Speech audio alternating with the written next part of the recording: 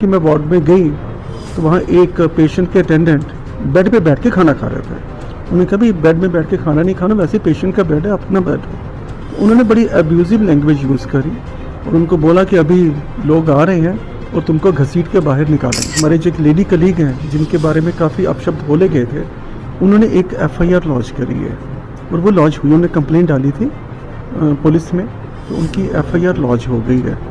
तो उससे हमें बड़ा रीअश्योरेंस मिला कि yes we are getting support from the administration. सुबह वो काफ़ी डरे हुए थे। रात को कुछ और वीडियोस आई थी कि लग रहा था कि शायद हज़ारों लोग सुबह यहाँ आ जाएंगे, मार्च करके आएंगे हॉस्पिटल में।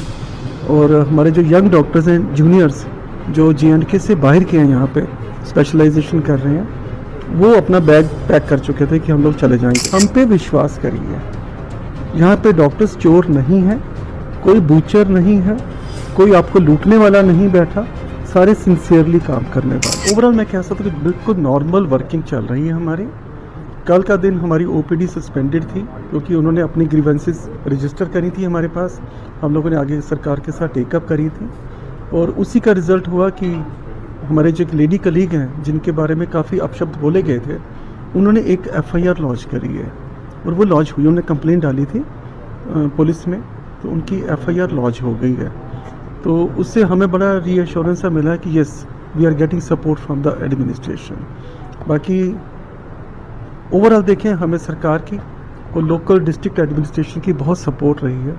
उनकी मोरल बूस्टिंग से बहुत इनकरेजमेंट मिली है हमारी फैकल्टी को, तभी वो आज ड्यूटी पे बैठे हैं OPD में, क्योंकि सुबह वो काफ़ी डरे हुए थे। रात को कुछ और वीडियोज़ आई थी कि लग रहा था कि शायद हज़ारों लोग सुबह यहाँ आ जाएंगे, मार्च करके आएंगे हॉस्पिटल में। और हमारे जो यंग डॉक्टर्स हैं, जूनियर्स जो J&K से बाहर के हैं, यहाँ पे स्पेशलाइजेशन कर रहे हैं, वो अपना बैग पैक कर चुके थे कि हम लोग चले जाएंगे। वो इतने डर गए थे, उनको समझाने में टाइम लगा थोड़ा।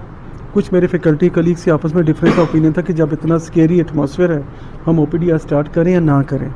उनको समझाने में कोई हमें पौना घंटा तो एक्स्ट्रा लग गया, तो हमारी OPD स्टार्ट होते होते कोई पौने घंटे का डिले हुआ। For that I apologise before everyone. बाकी उसके बाद से नॉर्मल है। DC साहब की, एडिशनल DC साहब की और SSP साहब की हमको पूरी सपोर्ट मिली। उसी के कारण जो एक सिक्योर एनवायरनमेंट दिखा तो लोग काम करना शुरू कर पाए। मुझे बताएगा, सुबह जब हम यहाँ पे थे उसी टाइम वो 4 सिस्टर्स इमरजेंसी से भागती हुई यहाँ आई।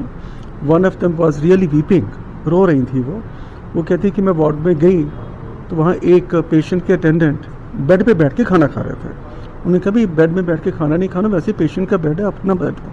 तो उन्होंने बड़ी अब्यूजिव लैंग्वेज यूज़ करी और उनको बोला कि अभी लोग आ रहे हैं और तुमको घसीट के बाहर निकालेंगे।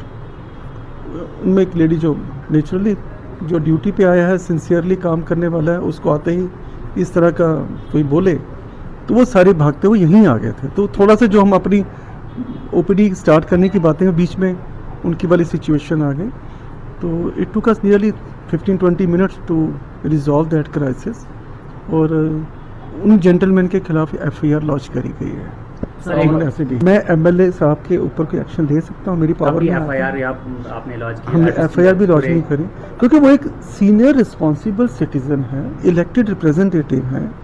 उनकी डिस्क्रिशनरी पावर्स को मैं रोक नहीं सकता। उनके साथ सिक्योरिटी होती है, मीडिया उनको एकम्पनी करता है। अब ये डिसाइड करना उनके हाथ में होना चाहिए कि हॉस्पिटल में वो किस चीज़ को अंदर लेके आए।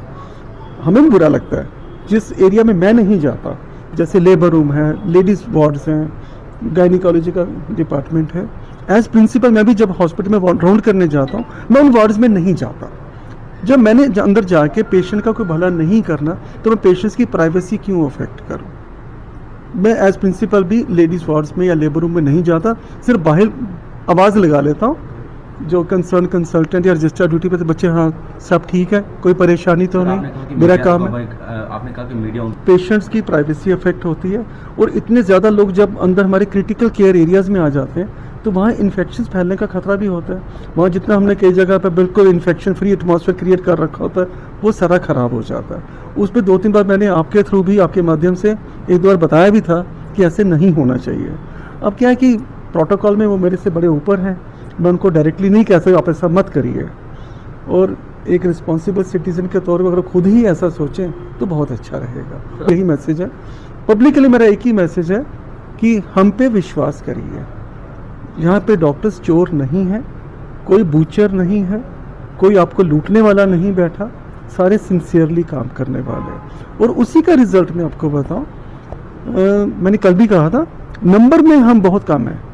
जितनी हमारे डॉक्टर्स की यहाँ स्ट्रेंथ होनी चाहिए, जितनी नर्सिंग स्टाफ की स्ट्रेंथ होनी चाहिए, बहुत कम है। मगर काबिलियत में किसी से कम नहीं है। वो एक्स्ट्रा जोर लगा के काम कर रहे हैं, दिन रात काम कर रहे हैं। देखा जाए तो उनकी ड्यूटीज़ और वर्किंग आवर्स स्ट्रेच होके बहुत ज़्यादा हो जाते हैं, मगर वो लगन से काम कर रहे हैं। तभी हमारा जो यहाँ का रेफरल रेट है ना, as compare to other districts बहुत कम है। एक होता है maternal mortality rate. Maternal mortality क्या होती है कि प्रेगनेंसी और चाइल्ड बर्थ से रिलेटेड औरतों की डेथ। तो जो नेशनल डेटा है वो है 1000 बच्चे पैदा होते हैं ना, ठीक ठाक लाइव बच्चे, उनमें से 9 मदर्स की डेथ होने का रिस्क रहता है। हमारा उसका 10% है, यानी कि 9 का 10% तो 0.9%, यानी कि 1% तक कह लीजिए। यानी कि जो हमारे यहाँ के गायनिकोलॉजिस्ट हैं जो काम कर रहे हैं, चाहे नंबर में बड़े थोड़े हैं, उनकी अचीवमेंट माननी चाहिए कि हमारा नेशनल एवरेज का 10% है, 0.9%। एक ही है। दूसरा, जितना वर्कलोड ये थोड़े से लोग हमारे हैंडल करते हैं, बहुत ज़्यादा है। कम से कम 100 सिजेरियन महीने में होता है, कम से कम 600 डिलीवरीज यहाँ महीने में होती हैं, और कम से कम 3,500-4 हज़ार मरीज़ वो देखते हैं एक महीने में। और कुल हमारे 5 या 6 गायनिकोलॉजिस्ट हैं, बाकी तो स्कॉलर्स हैं उनके साथ। तो वो ये काम कर रहे हैं। और यही डॉक्टर्स जिनकी मैं बात कर रहा हूँ, मेडिसिन, सर्जरी, पीडियाट्रिक्स, हर डिपार्टमेंट के, ये MBBS स्टूडेंट्स को भी पढ़ाते हैं, ये पैरामेडिकल स्टूडेंट्स को भी पढ़ाते हैं इन्हीं वर्किंग आवर्स में। और उन स्टूडेंट्स के रिजल्ट क्या आ रहे हैं? MBBS में हमारा मेडिकल कॉलेज जम्मू यूनिवर्सिटी में टॉप कर रहा है, फर्स्ट पोजीशन हमारे कॉलेज की आ रही है। अभी भी सेकेंड ईयर के रिजल्ट आया जम्मू यूनिवर्सिटी में, फर्स्ट पोजीशन हमारे कॉलेज के स्टूडेंट्स की है। उन्हीं स्टूडेंट्स ने फर्स्ट ईयर में भी फर्स्ट पोजीशन ली थी। तो यानी कि ये लोग पढ़ा रहे हैं ना उनको भी। पैरामेडिकल कोर्सेज में भी और नर्सिंग में भी उस दिन मैं देख रहा था, उसमें भी जो टॉप की पोजीशंस हैं हमारे कॉलेज के लोग ले रहे हैं। दैट मीन्स हमारा सारा स्टाफ डेडिकेशन से काम करता है। और अब आपको मौका मिला ही मैं आपको बता दूं, हमारा जो डायग्नोस्टिक सेटअप है कॉलेज का, वो डे बाई डे काफ़ी इम्प्रूव कर रहा है। हमारी pathology laboratory almost fully equipped है। माइक्रोबायोलॉजी लेबॉरेटरी में 1-2 लैब्स कम थी, वो अगले हफ्ते ऑपरेशनल हो जाएंगी, पूरी तैयार है।